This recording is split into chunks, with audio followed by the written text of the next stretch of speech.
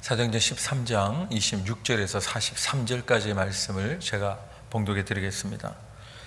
형제들아, 아브라함의 후손과 너희 중 하나님을 경외하는 사람들아, 이 구원의 말씀을 우리에게 보내셨거늘 예루살렘에 사는 자들과 그들 관리들이 예수와 및 안식일마다 외우는 바 선지자들의 말을 알지 못하므로 예수를 정죄하여 선지자들의 말을 응하게 하였도다. 죽일 죄를 하나도 찾지 못하였으나 빌라도에게 죽여달라 하였으니 성경에 그를 가리켜 기록한 말씀을 다 응하게 한 것이라. 후에 나무에서 내려다가 무덤에 두었으나 하나님이 죽은 자 가운데서 그를 살리신지라. 갈릴리로부터 예루살렘에 함께 올라간 사람들에게 여러 날 보이셨으니 그들이 이제 백성 앞에서 그의 증인이라. 우리도 조상들에게 주신 약속을 너희에게 전파하노니 곧 하나님이 예수를 일으키사 우리 자녀들에게 이 약속을 이루게 하셨다 함이라. 시편 2째 편에 기록된 바와 같이 너는 내 아들이라 오늘 너를 낳았다 하셨고, 또 하나님께서 죽은 자 가운데서 그를 일으키사 다시 썩음을 당하지 않게 하실 것을 가르쳐 이르시되 내가 다윗의 거룩하고 미쁜 은사를 너희에게 주리라 하였으며, 또 다른 시편에 일렀으되 주의 거룩한 자로 썩음을 당하지 않게 하시리라 하셨느니라.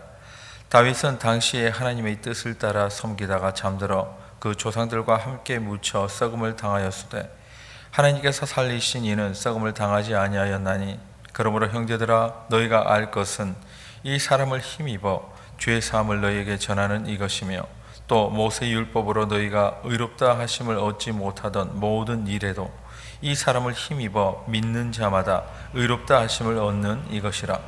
그런즉 너희는 선지자들을 통하여 말씀하신 것이 너희에게 미칠까 삼가라. 일러스되 보라, 멸시하는 사람들아, 너희는 놀라고 멸망하라.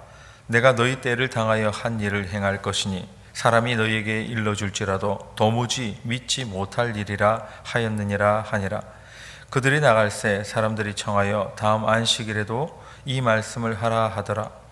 회당의 모임이 끝난 후에 유대인과 유대교에 입교한 경건한 사람들이 많이 바울과 바나바를 따르니 두 사도가 더불어 말하고 항상 하나님의 은혜 가운데 있으라 권하니라. 아멘. 오늘 사도행전 13장의 중간 부분들 말씀을 우리가 좀 긴 말씀이긴 하지만 몇몇 부분 중요한 말씀만 우리가 함께 보고자 합니다. 38절에 보면 이렇게 되어 있어요. 38, 39절. 그러므로 형제들아, 너희가 알 것은 이 사람을 힘입어 죄 사함을 너희에게 전하는 이것이며, 또 모세 율법으로 너희가 의롭다 하심을 얻지 못하던 모든 일에도 이 사람을 힘입어 믿는 자마다 의롭다 하심을 얻는 이것이라. 이렇게 되어 있습니다. 특별히 너희가 알아야 된다, 알 것을 두 가지로 지금 표현하고 있는데, 이 두 가지가 38절에는 예수님을 힘입어서 죄 사함을 얻는다, 이걸 알아야 된다는 거예요.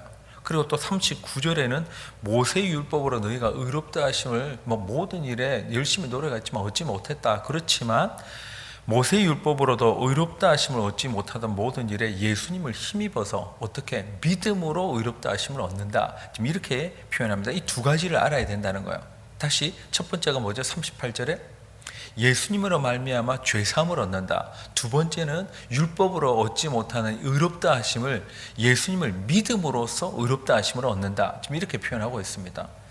근데 이게 우리에게는 이제 쉽죠. 여기 믿음 이러면 보통 우리가 이걸 믿잖아요. 근데 이게 그 사람들에게는 얼마나 어려운 것이었을까를 좀 감안할 필요가 있어요. 이 너희가 믿지 못할까봐 하면서 뒤에도 막 고민스럽게 이렇게 얘기가 나오는데, 이게 우리가 이게 믿는 입장에서는 당연히 예수님을 말미암아서 우리가 죄사함을 얻지 도대체 누구를 통해서 얻느냐, 당연한 거 아니냐, 이렇게 생각할 거예요. 또 뿐만 아니라 예수님을 믿음으로써 우리가 의롭다 하심을 얻어서 바울의 그 유명한 신학 이신칭의 믿음으로 말미암아 의롭다 칭함을 얻는다. 내가 의인으로서의 행동을 해서 의인이 된 건 아니고, 지금도 의인이냐? 그러면 좀 고민스러운 일이지만 칭함을 받는다. 그러니까 의인으로 쳐준다는 거죠.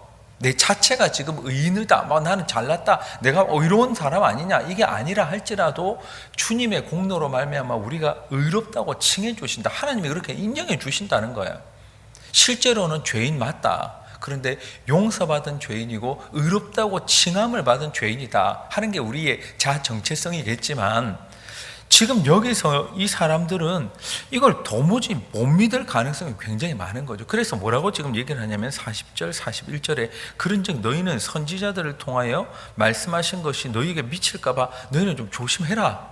어떤 거냐면 그 예언의 말씀이 일러스되 보라 멸시하는 사람들아 너희는 놀라고 멸망하라. 내가 너희 때를 당하여 한 일을 행할 것이니 사람이 너희에게 일러줄지라도 도무지 믿지 못할 일이라 하였느니라 하니라. 이렇게 되어 있습니다. 이걸 얘기해 주도 도무지 믿지 못한다는 거예요. 우린 너무 잘 믿으니까 이거 당연히 믿을 만한 거 아니냐 그렇겠지만, 이 사람들이 생각할 때 어떻게 예수님을 믿어서 죄사함을 얻느냐, 이스라엘 백성에게 죄사함을 얻는 방법은 기본적으로 뭐였을까요? 그들이 인식하고 있었을 때 이 말씀을 들은 사람들이 짐승의 피예요. 피 흘림이 없은 즉 사함이 없다. 모든 죄는 피가 흘려야만 사함을 얻는다. 그래서 짐승의 피를 계속해서 흘려야만 하는 이것이 지금 한두 해 일어난 일이 아니잖아요. 얼마나 오랫동안 이 율법을, 모세 율법에서부터 짐승의 피가 흘려야, 연인 양이든 뭐 어쨌든 피를 흘려야만 어쨌든 죄를 용서받는다. 그걸 조상 대대로 믿어왔던 사람들이 갑자기 예수를 믿어서 죄사함을 얻는다? 이건 너무 믿지 못할 얘기인 거예요. 뿐만 아니라 예수님을 믿음으로써 의롭다 하심을 얻는다? 지금 그들에겐 모세 율법만큼 중요한 건 없어요. 그 율법을 왜 압니까? 왜 외웁니까? 왜 이마에 붙이고 막 손목에 메고 막 온데 기록하면서 또 외우고 중얼거리고 조잘거리고 왜 그렇게 합니까? 혹시 잊어가지고 그걸 못 행할까 봐. 그러니 그들에게는 모세 율법을 알 뿐만 아니라 그것을 열심히 행해야만 어떻게 되는 거예요? 의롭다 되는 거예요. 의로움이 그렇게 생기는 것입니다. 근데 그들에게 지금 뭘 믿으라고 하냐면 예수를 믿어라. 그래서 의롭다 하심을 공짜로 얻는다고? 이게 좀 말이 안 된다. 그래서 뭐라고 얘기하냐면 너희가 분명히 알아야 될 것 38절에 너희가 알 것은 이것이며 두 번째 너희가 알 것은 이것이다 39절에 얘기하면서 이 지금 이제 염려스럽게 얘기를 하는 거예요.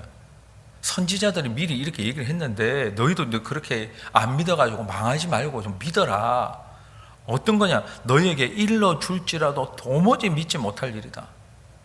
진짜 그들에게는 믿지 못할 일이 아니었을까요? 어떻게 짐승의 피를 안 흘리고 예수로 말미암아 죄사함을 얻느냐? 뿐만 아니라 모세 율법을 안 지키고 어떻게 의롭다 하심을 예수를 믿는 것만으로 얻느냐? 이건 도무지 믿지 못할 일이다. 성경이 이미 그렇게 얘기를 해놓은 겁니다. 어쩌면 이들에게는 홍해가 갈라진 것보다 이 두 가지 사실을 믿는 것이 더 어려웠을 것 같아요. 홍해가 갈라진 것은 믿든지 안 믿든지 그게 뭐 홍해가 갈라진 거 안 믿는다 하더라도, 설령 안 믿어진다 하더라도 그래도 죽고 사는 문제는 아니잖아요. 근데 지금 예수를 안 믿고 했다가는 이 짐승의 피가 아니고 예수님을 통해서 죄사함을 얻는다든지 예수님을 믿어서 의롭다 하심을 얻는다는 걸 안 믿었을 때 결과는 스스로 멸망한다는 거예요. 그래서 40절에 멸망하지 말아라. 놀라고 멸망하는데 너희들 그러지 말아라. 지금 그 얘기를 하는 것입니다. 이들에게는 굉장히 심각한 사실이었던 것 같아요. 그래서 두 가지는 너희는 분명히 알아야 된다 하고 얘기를 하고, 너희도 선지자들이 이미 얘기했는데 이 믿지 못할 일들을 안 믿으면 너희는 스스로 멸망한다. 그 얘기를 하는 것입니다. 그리고 42절에 그들이 나갈 때 사람들이 청하되 다음 안식일에도 이 말씀을 하라 하더라. 43절 회당의 모임이 흩어진 후에 유대인과 유대교에 입교한 경건한 사람들이 많이 바울과 바나바를 따르니 두 사도가 더불어 말하고 항상 하나님의 은혜 가운데 있으라 고난이라. 이렇게 되어 있습니다. 이 도무지 믿지 못할 일들에 대해서 어떤 사람의 반응은 어땠냐면, 야, 다음 주도 이야기 좀 해라. 관심을 가졌다는 거예요. 도무지 믿지 못할 일이면 우리가 어떻게 해야 돼? 좀 말도 안 된다. 저런 말도 안 되는 일에 듣는 것은 시간을 쓸 필요가 없다. 그럴 텐데 관심을 갖는 사람이 생겨가지고, 야, 다음 주에 이게 좀 한번 더 해라. 지금 이렇게 반응을 했다는 것입니다. 또 43절에는 어떤 사람들은 그 말씀에 즉시로 따랐다는 거야. 말하는 이 바울과 바나바를. 예비된 사람들이 분명히 있었다는 거겠죠. 이 반응을 하는 게 누구나 반응을 하는 건 아닌 것 같아요. 어떤 사람은 더 들으려고 하고 어떤 사람은 즉시로 따르는 사람들이 있습니다. 복음을 전했을 때에. 그런 사람들이 지금 생각해 보면 바울과 바나바가 굉장히 유창하게 설교를 하고 설득을 하고 강력하게 뭔가를 했기 때문에 일어난 일일까? 바울과 바나바가 다른 도시에 가서 그래도 늘 이런 이 반응이 있었던 건 아니에요. 이 반응, 즉 쉽게 말해서 구원에 대한 반응은 사람이 할 수 있는 영역이 아니잖아요. 이건 하나님의 영역인 것입니다. 우리가 전도하러 나갈 때도 마찬가지겠죠. 우리가 유창하게 하고 뭔가 제대로 아니면 전도지에다가 한 $10 붙였다 이러면은 그 사람들이 받아가지고 그걸 잘 믿고 예수 믿겠습니까? 사탕 하나 붙이면은 그냥 먹어도 되고 안 먹어도 쓰레기통에 버렸다. 근데 굉장하게 설득하고 거기에 굉장한 것을 주고 그렇게 해서 예수를 믿느냐? 아니잖아요. 여기 끌어다가 놓을 수는 있겠지는 모르겠지만 그것도 한두 번이지. 예수 안 믿습니다. 결국은 복음을 전할 때의 반응은 누구 손에 달렸냐? 하나님께 달린 거예요. 예비하신 자들, 이거 하나님께 달려있는 것입니다. 그들이 굉장히 유창하게 했기 때문이 아니라 우리가 복음 전할 때 진짜 강력하게 정말 예비된 것으로 해도 결과가 엉망일 때도 있는 거예요. 근데 그냥 예비된 게 아닌, 그냥 우리가 예비가 제대로 안 됐는데 그냥 허겁지겁 따라 나섰는데도 그 복음을 들었을 때에 반응하는 사람들을 만날 때 깜짝 놀라는 일들이 얼마나 많이 간증으로 우리가 듣게 됩니까? 근데 몇 마디 안 한 거예요. 그런데 이런 반응이 일어나는 사람들도 있다는 것입니다. 이것은 우리가 하는 것이 아니라 하나님께서 주관하신 거예요. 구원은 뭐라고 표현합니까? 하나님의 선물이잖아요. 구원은 우리가 주는 게 아니라 하나님께서 주시는 선물인 것입니다. 그러니까 우리가 할 수 있는 것은 구원을 끌어다가 그들에게 주는 게 아니라 우리는 통로로서의 역할을 하는 거죠. 하나님이 구원을 주실 때에 어느 날 갑자기 하늘 문을 열어서 야 받아라 하고 그냥 선물 쏘듯이, 그래서 어떤 사람은 받고 어떤 사람은 만나러 오듯이 그렇게 해가지고 구원 얻는 게 아니잖아요. 어떻게 하십니까? 구원이라는 것이 하나님의 선물이라도 통로는 누구를 사용하시잖아요. 누구예요? 우리잖아요. 몇 번 설교를 했지만 그래서 넘어갑니다만 하나님은 천사를 통해서 복음을 전하게 하지 않습니다. 저 사람을 데려다가 들으라까지는 천사가 할지는 모르겠지만 천사는 직접적으로 예수 그리스도가 구주시다는 얘기를 안 해요. 성경에 그런 표현은 없습니다. 야, 저 답답한데 저 바울 갔다가 그냥 너희 들어라. 요 얘기만 하고 가는 거예요. 그래서 구원이라는 하나님의 선물을 전달해주는 매개초로서 사용하는 자가 누구냐? 우리라는 것입니다. 그러니까 우리는 통로 역할을 해야 되는 거예요. 구원을 직접 줄 수는 없어도 통로 역할을 하는 것입니다. 그런데 통로가 통로 역할을 해야 구원이라는 선물도 전달될 거 아니에요? 그게 하나님의 방식인데 우리가 뭐라고 바꾸겠습니까? 하나님은 분명히 그러실 수 있는 분임에도 불구하고 하늘로부터 오늘 문을 활짝 열어가지고 하늘에 막 글씨를 써가지고 너 예수 안 믿으면 다 죽는다, 불신자들에게 그렇게 전달 안 하신다는 거예요. 누굴 사용하신다고요? 우리를 사용하신다. 통로를 우리를 사용하신다는 것입니다. 그래서 들음으로 믿음은 들음에서 난다. 뭘 들어야 된다는 거예요. 로마서 10장 13절에서 15절 우리 잘 아는 말씀일 텐데 제가 읽어드리겠습니다. 누구든지 주의 이름을 부르는 자는 구원을 받으리라. 그런즉 그들이 믿지 아니하는 일을 어찌 부르리요? 듣지도 못한 일을 어찌 믿으리요? 전파하는 자가 없이 들으리요? 어찌 들으리요? 보내심을 받지 아니하였으면 어찌 전파하리요? 기록된 바 아름답도다. 좋은 소식을 전하는 자들의 발이여 함과 같으니라. 아멘. 오늘 열심히 배달할 수 있는 자들 될 수 있기를 예수님 이름으로 축복합니다. 우리가 만들어내는 것이 아니라 우리는 배달을 하는 거야.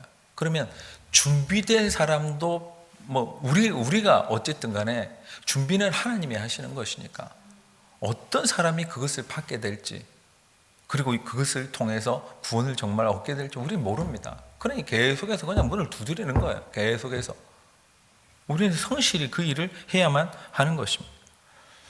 43절 다시 한번 읽어보면 이렇습니다. 회당의 모임이 끝난 후에 유대인과 유대교에 입교한 경건한 사람들이 많이 바울과 바나바를 따르니 두 사도가 더불어 말하고 항상 하나님의 은혜 가운데 있으라 고난이라, 이렇게 되어 있습니다. 항상 하나님의 은혜 가운데 있으라. 우리도 이랬으면 좋겠습니다. 항상 하나님의 은혜 가운데 있는 사람들. 다른 번역본으로 그 부분만 다시 한번 읽어드리면 이래요. 하나님의 은혜 가운데 계속 머물러 있으라, 이렇게 되어 있습니다. 여기 지금 가운데 있다, 신약 이제 개역 개정으로 번역한 성경에 가운데 있으라, 이 가운데 있다라는 얘기는요, 원래 단어상의 의미는 머무르다, 머물러 있다, 계속하다 이런 의미입니다. 특별히 이 가운데는 어떤 의미가 있냐면 인내하다라는 의미가 들어 있습니다. 계속 그냥 좋아서 머물러 있는데 그러기 위해서는 인내가 필요하다는 거예요. 이 단어가 굉장히 좀 재미있어요. 로마서 11장 23절에도 이 단어가 쓰이는데, 뭐 다른 사도행전에도 쓰이면 며칠 더 머물기를 청했다 이럴 때 이제 쓰이는 단어인데, 로마서 11장 23절에 이렇게 표현합니다. 그들도 믿지 아니하는 데에 머무르지 아니하면 접붙임을 받으리니 이는 그들을 접붙이실 능력이 하나님께 있음이라, 이렇게 되어 있습니다. 무슨 얘기냐면 믿지 않으하는데도 머무를 수 있다는 얘기예요. 근데 믿지 않는 이 불신에 계속 머무르고 있지 않으면 너희도 접붙임을 받을 수 있다, 지금 이 얘기인데, 그렇게 보면 지금 보면 로마서도 그렇고 지금 사도행전도 그렇고 우리가 은혜에 머무를 수도 있고 불신에 머무를 수도 있다라는 것을 암시합니다. 은혜는 하나님이 주시는 거예요. 믿음도 하나님이 주시는 것입니다. 그러나 머무르거나 머무르지 않는 것은 우리의 노력에 달려있는 부분이라는 거죠. 그러니까 이걸 권했다는 것입니다. 은혜에 머물러 있어라, 항상. 지금 너희가 은혜 받았지. 그래서 관심을 가졌지. 그래서 지금 43절에 바울과 바나바를 따랐다는 거예요. 매일 그렇지 않을 수 있다. 그러니 너희는 거기에 좀 머물러 있어라. 어떻게? 항상 머물러 있어라. 항상 하나님의 은혜에 머무르는 우리 모두가 되기를 예수님 이름으로 축복합니다. 그러기 위해서는 은혜는 하나님의 영역 아닙니까? 하나님이 알아서 하시겠죠. 아니에요. 은혜를 주셔도 거기 머무를 수 있는 자가 있고 머무르지 않고 금방 떠나는 자가 있고, 말씀의 씨앗이 어떤 때는 땅에 떨어지고 어떤 때는 밭에 떨어지는데 그것을 예비하는 자는 우리인 겁니다. 굉장히 무서운 말씀 같아요. 로마서 11장 23절. 믿지 아니하는 데에 머무를 수도 있구나. 오늘 은혜의 이 씨앗들을 품어서 그걸 계속 머무를 수도 있고, 오늘 말씀은 이랬구나, 하나님이 나를 지키신다, 오늘 나를 붙으신다, 거기에 계속 우리 마음이 생각이 머무를 수도 있고, 누가 한마디 툭 던졌어요. 그래가지고 되겠냐, 네가 뭘 잘나서 뭐 이렇게 얘기를 들었다, 막 불신의 얘기를 들었다, 막 망할 얘기를 들었다, 막 저주의 얘기를 들었다, 그런 생각이 스물스물 우리에게 막 떠오른다. 아니면은 가룟 유다처럼 사단이 예수 팔 생각을 집어넣었던 것처럼 사단이 우리에게 생각을 팍 집어넣었다. 거기에 머무르면 망한다는 것입니다. 은혜에 계속 머물러 있어라. 항상 하나님의 은혜 가운데 머무르고 있으라. 오늘 우리는 어디에 머무를 것인가? 이 단어에 들어있는 의미 가운데 하나가 인내하다라는 의미가 있다면, 오늘 우리는 하나님의 말씀을 아닌 것들이 자꾸 다가올 그때에 그래도 이 가운데 머무르기 위해서 몸부림치고 인내하고, 아침에 거 생각하고 안 생각나면 또 찾아보고, 오늘 읽었던 말씀을 또 떠올려보고 되뇌어보고 중얼거려보고, 인내가 필요한 것입니다. 그냥 머무르게 되는 게 아니라는 거예요. 불신도 마찬가지고 그냥 가만히 있으면 거기에 계속 머물러 있는 거예요. 거기서 탈출하기 위해서 노력을 해야 되는 것입니다. 오늘 우리 마음 가운데 불신의 생각이 스물스물 떠오를 때 어떻게 거기서 벗어날 것인가? 오늘 하나님의 은혜를 주셨다. 아침에 우리가 말씀을 읽고 말씀을 보고 묵상하면서 은혜를 얻었다. 기도하면서 하나님이 막 그냥 믿음을 주셨다. 어떻게 거기에 계속 머무를 것인가? 몸부림치고 그 가운데 인내하고, 그래서 이 권면처럼 항상 하나님의 은혜 가운데 머물러 있으라. 오늘 종일토록 하나님의 은혜에 머무른 우리 모두 되기를 예수님 이름으로 축복합니다. 한번 기도하겠습니다. 하나님 아버지, 오늘도 우리 이 권면을 마치 바울과 바나바가 우리에게 오늘 들려주는 것처럼 하나님 이 권면을 받아들이길 원합니다. 오늘 하루 종일토록 하나님의 은혜에 계속해서 머물러 있는 자 되게 하여 주시옵소서. 불신에 하나님 약간 발이라도 하나님 담궜다면 얼른 뺄 수 있는 그러한 민감함이 깨어있음이 우리 모두에게 있게 하여 주시되, 바라옵기는 은혜에는 계속 머물러서 거기서 벗어나지 않기를, 한눈 팔지 않기를, 하나님 아버지 거기서 엉뚱하게 다른 곳으로 향하지 않기를 원하오니 주여, 오늘도 우리에게 넘쳐나게 주시는 그 은혜에 오늘도 푹 잠겨서 머물러 있는 자들 다 될 수 있도록 도와 주시옵소서. 뿐만 아니라 그 은혜가 넘친다면 오늘도 우리가 배달하는 우리의 사명을 잘 감당할 수 있도록 도와 주시옵소서. 구원을 우리가 만들어낼 수는 없지만 증인되라 하신 대로 우리는 증인으로서의 복음을 전달하는 자의 역할을 감당할 수 있음을 알고 있습니다. 오늘도 하나님, 복음을 가진 자로서, 빛을 가진 자로서 어둠에 있는 자들, 복음을 없는 자들, 불신 가운데 머무르고 있는 자들에게 우리에게 있는 예수 그리스도, 하나님 그것을 잘 전달할 수 있는 자들 될 수 있도록 주님 우리 모두를 도와 주시옵소서. 함께 하심 믿고 예수님 이름으로 기도하옵나이다.